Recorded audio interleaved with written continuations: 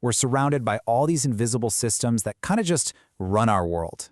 Today, we're going to pull back the curtain on one of them, all by looking at a mystery you've probably seen on your own street. Yeah, you know exactly the car I'm talking about, right? It's been sitting in the same spot for weeks, maybe months. It's collecting dust, maybe a few parking tickets under the wiper. It's this little neighborhood mystery. So, what is the real story behind a car like that? Well, that one car is our way into a really fascinating story, a story that has two totally different endings. First, there's the official process, the one designed to keep our communities tidy, and then there's the proactive solution, the path an owner can take to grab control of the situation. Okay, so let's start with the official rulebook. We're going to look at a real-world example from a city's local law to see exactly how the system is supposed to handle that car. The first thing you have to understand is the legal definition. It's not just any old car that's been parked for a while. To be an abandoned vehicle, the owner has to be unreachable and an official has to decide, yep, this thing's been abandoned. That very specific definition is what kicks this whole official process into gear. And why do these rules even exist? I mean, it's not just to be annoying, right? The law itself says it's all about maintaining peace, order, and good government. Basically, these rules are there to make sure the neighborhood is safe and pleasant for everyone. It's for the good of the whole community. And this is where the rubber meets the road, so to speak.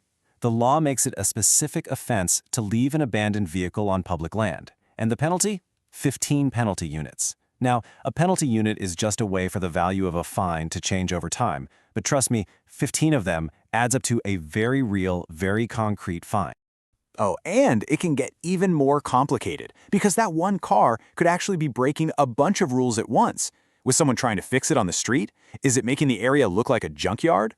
From the city's point of view, one problem can easily spiral into a whole list of violations.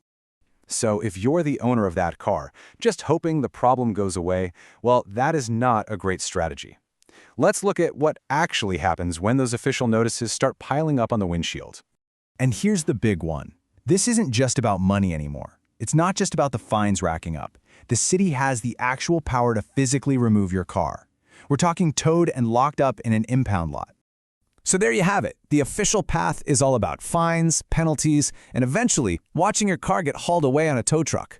It's a system that, sure, it solves the community's problem, but for the car's owner, it's a total nightmare. Which, of course, leads us to the big question, if you're that person, the owner of that car, is there a better way out? Is there some other path you can take that puts you back in the driver's seat? Well, the answer is a big, resounding yes. And now we get to shift gears. We're moving away from the official, rule-based system to a proactive, commercial one, a service that isn't designed to punish you, but to actually help you. See, instead of seeing a problem vehicle that needs to be ticketed and towed, this other system sees a resource. It completely reframes the situation. It's not about avoiding penalties anymore. It's about getting value. It turns that clunker that's costing you money and stress into actual cash in your pocket. And look how ridiculously simple they make it. It's just 3 easy steps. You pop your car's details in online, get a quote instantly. Then you schedule a free pickup for whenever works for you. And finally, you get paid. Boom! It's a clean, direct solution to the exact same problem. And when you put the two paths right next to each other, the difference is it's night and day. On one side, you got fines, your car gets impounded, and you're dealing with legal headaches. On the other side, you get cash, a free pickup, and a simple 3-step process. I mean, the choice is pretty clear, right? But hey, don't just take my word for it. Listen to what this customer, Kieran, had to say about it. Quick, easy, and impressive. The money was in my account before the car left my driveway, and I wasn't even home. How's that for efficiency? And the public feedback really speaks for itself. A 4.9 out of 5-star rating, that tells you this isn't just some nice idea. It's a service that actually works and works incredibly well for thousands of real people. Okay, so let's zoom out. What does this one little story about one abandoned car really tell us about the world we live in? What's the bigger picture here? It shows us that for so many problems, there are these parallel systems at work. You've got the official, regulatory system that's there to maintain order for everybody, but right alongside it, you have these entrepreneurial systems that pop up to create value and give individuals a much simpler path.